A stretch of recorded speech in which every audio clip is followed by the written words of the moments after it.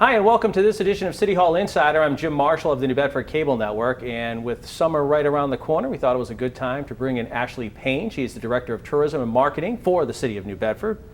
Thank you for another return visit. It's always about this time we get you in.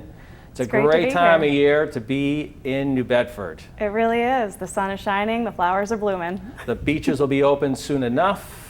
I guess Memorial Day weekend is when they officially open, but it's certainly a great time to be here. How are you? It's hard to get a hold of you because you're always out and about. But the funny thing is that I've learned with you over the years now is that a lot of your summer work is done right now because that's what you're doing from, last summer till, April or whatever. So everything's done now, really, from your standpoint. That's right. So we spend a good part of the fall, the winter, and early spring really ramping up for the summer. So the summer is when we get to kind of take a breath, and then it all picks up again. But we do a lot of our prep work earlier in the year to prepare for tourism season. And when I've talked to you at different meetings, when I've seen you about, I mean, you and Amy are all over the place. You're not in New Bedford. You're at conventions and all sorts of different events to promote New Bedford and what's going on, really, not all year, but certainly this time of year when there's a lot happening.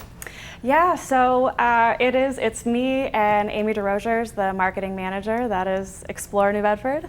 And we spend a lot of time doing the conferences, meeting with travel media as well as tour operators. We're constantly pitching New Bedford, if you will. So talking about all of the great things that the city has to offer for visitors. And just recently we were at a conference in April. It's the Discover New England conference. And we go to that every year. It's really great. It brings in hundreds of international tour operators as well as international travel media. And so through those meetings, we were able to create really great relationships with the people that were there at the conference who are very excited about what New Bedford has to offer, what we have going on right now. And we also were able to lead some familiarization tours. It happened to fall right on the weekend of New Bedford Film Festival, so there was a lot going on in the city that weekend. We were able to bring them around the city and take them to some of our restaurants, our museums. They stayed in our hotels. So they really got to experience New Bedford and what it would be like to be a visitor here. How important, and I'm going to generalize, how important is tourism to a city, and talk about how important it is to New Bedford? What does it mean? Tourism is economic development. So tourism is what is bringing in that meal tax revenue, that hotel tax revenue. It's bringing people into the city who are going to be spending dollars at our restaurants, our museums, our hotels. So that's generating money for the city. It's supporting our local business community, but it's also when we have an influx of visitors and we're seeing a good amount of tourism in the city, that makes the city attractive for developers as well. People who are seeing people visiting New Bedford would say, oh, I might want to open a business here. I might want to open a hotel here. So tourism— Which the announcement has just come. Yes, yeah. Exactly. So tourism really is economic development. It's a whole ecosystem. So if you have the resources and you have what's attractive for visitors, it's going to bring people in. And that's also going to bring developers in. That's going to bring in new business, and it's all beneficial for the city. Do other communities, other areas, and I guess because communities could be together, do other areas or cities, do they have tourism directors like yourself? Do they put an emphasis on tourism? I would assume, and the reason I'm asking, I'm kind of leading into it, when you go to those events, you're competing against blank to try to get blank, whatever tourism, Sure. whatever international event to come, or not event, but people to come here. So there's a few different levels. So Explore New Bedford, the city's Office of Tourism and Marketing, is considered a destination marketing organization. So we are one facet of destination marketing. There's also what's considered regional tourism councils. So for us, that would be the Southeast Mass Visitors Bureau. Okay. They're responsible for all of Bristol County. Then at the top level, there's the state Massachusetts Office of Travel and Tourism. So it goes the state, the Regional Tourism Council, and then you have your smaller DMOs like Explore New Bedford. Not every town and city has a dedicated office for travel and tourism. But I would assume those comparable cities to New Bedford probably do, though. Yes, so ones that are smart. No, but many do. So you'll see it in Boston, you'll see it in Quincy, you'll see it in places in Western Mass, you'll see even Fairhaven has they've changed the title. It used to be the tourism office, now it's their community development director, but she is working very closely with doing local events as well as trying to promote tourism in Fairhaven as well. So we have a great relationship with our neighboring cities in Fall River and Fairhaven. Something that surprised me is that a city such as Worcester does not have a destination marketing organization. So they don't have that small team that's dedicated specifically to that city, but they do have a regional tourism council. And the reason I ask that is because if you are relying on the state, you're just going to, I would assume that you're just going to be a small piece of a big puzzle. How would people know about New Bedford events? If I'm obviously, and I'm just throwing it out there as an example, the feast, people know about that. Sure. But Oyster Fest, New Bedford Oyster Fest coming up, that's new. Unless you get word of mouth, I mean, it's hard to make these events and different things last if you don't keep promoting it every year, because it's so New Bedford centric that who's to say the state's going to promote it? That's right. And so that's why it's so important to have that dedicated team that is focusing specifically on New Bedford.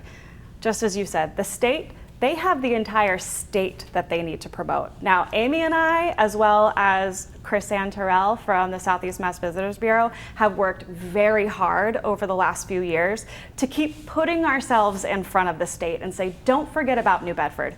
Don't forget about this region. Look at all of the things that we have to offer. And we're starting to see more and more that the state is starting to showcase what's happening in New Bedford. Yes and no. I mean, when you look at stuff, though, it's always the Cape or the Berkshires or Sure. Boston. I mean, those are really the things that I see on TV. Yes. But what you don't see is what's happening behind the scenes. We recently brought National Geographic to New Bedford with the state. And so those are the things that are happening kind of behind the scenes that it's going to take a little time for you to see that full result, but it's happening. And so having this dedicated team right here in New Bedford that knows exactly what's happening in the city and has direct access to that information to put it out and promote it in a way that's genuine and authentic to New Bedford is so incredibly important for this city. And something that is very important in travel and tourism right now is that people aren't looking for those big destinations like New York City, like Boston. They're actually looking for the hidden gems, the smaller towns and cities where they can really feel like they're immersing themselves in the local culture and they're meeting those business owners when they're going to the restaurants or the shops. And so right now, New Bedford has exactly what tourists are looking for in a destination. I would assume with the announcement of the new hotel proposal, but you've got a couple of hotels in New Bedford anyway, that there is a demand, I guess, for coming to New Bedford, or else why propose a new one? And the other two obviously seem to be, I don't want to say filled, but near capacity most of the time. Especially during peak season, you can't find a hotel room. If you're looking last minute for a room during the summer, you might be looking at towns and cities surrounding New Bedford because our hotels are packed during the summer. People are coming here for big events like the Feast of the Blessed Sacrament. They're coming here to spend a week or a weekend. We also like to promote, hey, sure, you can take the ferry over to Martha's Vineyard in Nantucket, but come stay in New Bedford where you're going to spend a fraction of the price on restaurants and hotels and things like that. So we have so much to offer for visitors, and I'm very excited to see what will happen now that the train is here. There's going to be a hotel within the next however many years it'll take to build that. But things are happening here in the city, and it is peak time for tourism for us. Will you be able to see the impact of commuter rail on tourism? I mean, I don't even, because it hasn't happened before, so is there some way to be able to tell if that's an impact? So we do a lot of performance measurements and metrics. We're hearing a lot of responses from the museums and some of the restaurants saying, I had guests that came here specifically from the train. They wanted to come to New Bedford. They've never been before. Now that the train is here, they thought it was the perfect opportunity. Places like the Whaling Museum collect zip code data for visitors that are coming, so we can see where people are coming from when they're coming to visit. And we track things like the hotel and meals tax revenue. So when we see a spike in that, we know, okay, we're seeing an influx in people visiting the city. It's interesting too. I mean, you've in the past talked about that. Not necessarily is New Bedford a week-long destination. It's a couple days, and that's where you get your big hits. Is people coming in for 2-3 nights. For whatever the reason, it could be during the week, Tuesday through Thursday, because they finish up. But that's a lot of what you've told me in the past is the big thing for New Bedford. Absolutely, and where we're located is so perfect for those travelers that are looking for a few days to spend here in the city. So we're not too far from Boston. We're not too far from the Cape and the Islands and Providence and Newport. So the fact that we are accessible to all of these other tourism destinations make New Bedford the perfect place for visitors. It's a great launching off point. It's a great way to come into the city and then check out other places in the state as well. And we promote that. And we also promote our region as a whole. So if you're interested in learning about our Portuguese culture, also check out Fall River, because they have some really great experiences as well. So by being able to promote the whole region as a whole, it gives people more ideas and ways to figure out, okay, I can spend multiple days here and pack my itinerary. I mean, the great thing too is there's so many, I mean, obviously there's different events, but there's different museums and different things to check out in the city too that people don't usually see. The New Bedford Fishing Heritage Center, a great place to spend a good amount of time because there is not another one like it around. Obviously the Whaling Museum. So these little gems are a huge part of the tourism industry for the city really. Absolutely, and with the growth that we're seeing as well with the Whaling Museum expansion, with the construction at the Zeiterion, all of these things are coming at the perfect time where we're starting to see more and more visitors to the city. Now we're expanding our offerings for them as well, and so we're making New Bedford an incredibly attractive place for people to come visit. And the zoo is still a huge draw from the region, actually. The zoo, for years, just seems to get so many people in. And I know attendance, I'm not familiar tremendously with the attendance figures, over the years, but they seem to go up every year, and it seems so many families spending a lot of time there. It's a great asset for the city, and it's one of those hidden gems that people might not necessarily know New Bedford has a zoo, but then when they find out, wow, I have this zoo, I can spend a few hours with my kids and walk around the zoo, it's perfect for people, especially people with small kids that aren't trying to spend 6 hours walking around a zoo. Right. It's the great opportunity. And then you have Buttonwood Park right there. You can go have a picnic, walk around, go to the playground. It's great for families. So when you look at the summer season, and I know we don't have all the events listed, but when you're promoting or when you're marketing the city, you're doing different, like you talk about families, but could be couples or young couples. I mean, there's different sort of age and demographics that you're hitting, I guess, different places for. Absolutely. So we have a whole set of target audience segments that we create specific promotions towards. So if it's the family visitors, we're promoting family-friendly ideas, maybe some budget-friendly ideas as well. When we were talking about your food enthusiast, we're going to talk about some really great restaurants that you can go to, maybe take a food tour. We've got our history lovers, our art lovers. We can shape all of our marketing based off of what those interests are. And that's the great thing about New Bedford, is that we have something that ticks off all of those boxes. And not every city has that. Right. And I mean, a family might not be, a young family of four may not be taking their kids to the Whaling Museum because, that's just not their thing.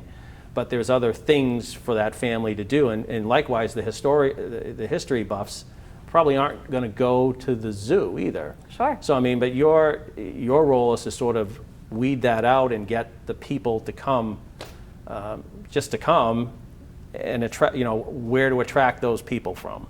Yeah, and on the Explore New Bedford website, we actually have a tab on our site that says inspiration. And so we have some trip planner ideas. So if you're looking I saw the trip planner list, yeah. Yeah, so that kind of gives a glimpse into how we're shaping some of our marketing towards our different audience segments. And so you'll see there's different seasonal trip planners, but there's also trip planners for people who love art, people who love history. So we kind of do the work for you and make it easy to see, oh, here are some places that I can check out while I'm there. I don't have to spend a ton of time researching what to do in New Bedford. The artist industry, is the only way I can say it in New Bedford, is just, the art culture is second to none, really, for a lot of communities, compared to a lot of communities. Really, there's not a lot of communities that I know of that put so much into art. We're so fortunate to have organizations like New Bedford Creative that really has helped to support our art sector. We hear it from across the state. We hear it from the Barr Foundation. We hear it from the New England Foundation of the Arts. We're hearing it from Mass Creative. New Bedford is the example right now for the entire state and the entire region for what we're doing with our arts community. And that doesn't go without a ton of hard work. It was funny because I know when I did Free and B, the Hatch Street Studios had their open house a couple weeks ago, and that thing is always packed during that weekend because they get a glimpse of artists doing their work, just sitting there watching them do their work. That's so special. Which you don't usually see. Yeah, it's a great time, and it's not something that you see very often. And the fact that we have that here in New Bedford is incredible. And that's something you can promote, right? You can promote just the art community. Yes, absolutely. Whether it's public art that you can see with our murals and statues and things that are out and about everywhere you turn, or going into artist studios like the Allison Wells studio right on William Street. She is an active artist that has a studio. You can go in and see her art, purchase her art. That's not something you get everywhere.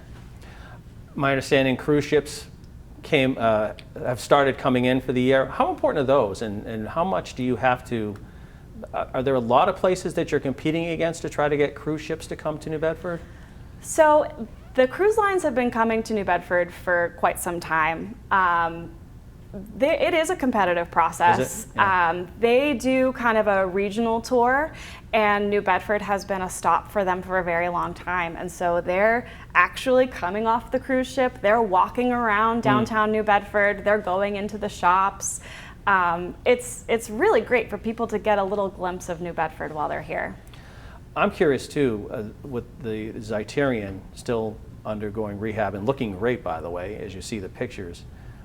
How important is that establishment to downtown and for you too? Because not every community has a Z. Well, as someone who has been involved in the arts for a long time, I will always say that the arts are important for every community. But also from an economic standpoint, you hear it from many of the businesses downtown that since the Z closed for construction, they've seen a shift in traffic downtown. Our businesses, they benefit from having shows happening in the city. People are coming, they're gonna go grab dinner before they see a show. Or if they're going to a matinee show, they're gonna grab lunch before they go. And so it is very important. And it also is a way to bring people to New Bedford who might not have come to the city if they didn't know about a show that was happening. And so it's just that added piece of promotion of the city. And it might be, it sounds, when that whole thing is completed, it's going to be a dream for you too, because there's going to be more events going on and there's more spaces in there for different events to go on too. Yes, we're already having conversations with people who are interested in bringing some conferences and events to the city, and we're like, we know the perfect spot. If it's going to be in 2026, we know exactly where you can host this. So as you're sitting there right now, you're already thinking 2026, which is kind of funny. Oh yeah, we're always way far ahead. So we're thinking about 2026. We're thinking about what are some things that we can start putting together as promotions that are going to start bringing people into the city next year? And what are some things that we can promote on our shoulder seasons? So we have our peak season, which is June through early October. Now, what can we put together to promote in our shoulder seasons to make sure people know that there's something happening in New Bedford all year? And that's the thing too, and you've said that before, there's really no non-tourism season. I mean, there's always something happening in the city. And I've always joked with you too that I always think that the start of the season, in a sense, when you think about it, is the half marathon in March, because the weather's just starting to turn at that point in time, and you've got thousands of people in the city for that one day, but it starts there and it keeps going around. I mean, February is a great month for indoor stuff, but I mean, you've said there's no off month now for tourism. And it's not like we have a city where in our off season our stores and restaurants are shutting down for the off season. We're open year round.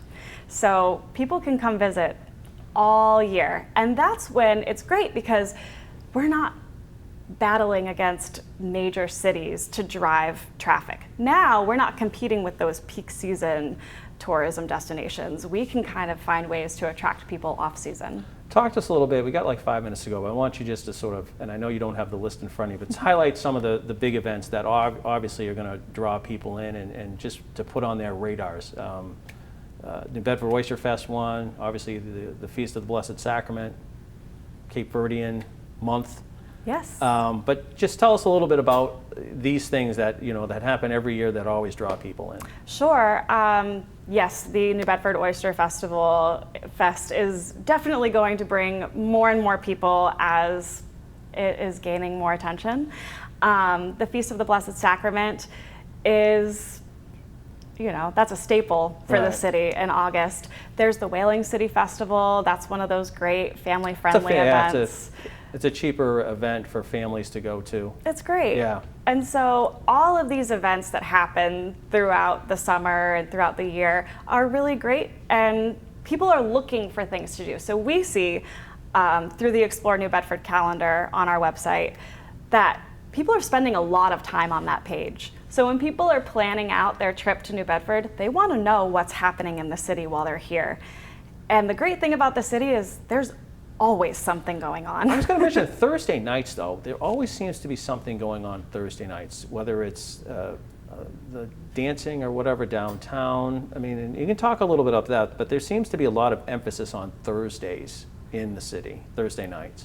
Sure, especially with AHA nights happening the second Thursday of every month. I think people kind of have it programmed in their mind that this is a great night to have things going on. It's a great way to kind of kick off the weekend as well. Yeah. Fridays, we know that people are coming into the city if they're going to dinner or things like that. But Thursdays are a great night for people to host events. But the trend seems to be too that now it is a Thursday night, especially in the summertime. I don't want to say it's the start of the weekend, but there does seem, because people leave work or they'll work remotely or whatever on Fridays, and it now seems Thursday sort of taken over as really the kickoff, like you just said, for the weekend.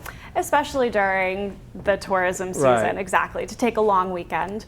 We're working on a campaign we brought back last year, the Summer in the Seaport campaign, in partnership with AHA. We're doing that again this year to promote those long weekends, identifying weekends where there's something happening Thursday through Sunday in the city, and we can put it all together and push it out there. How much are the beaches?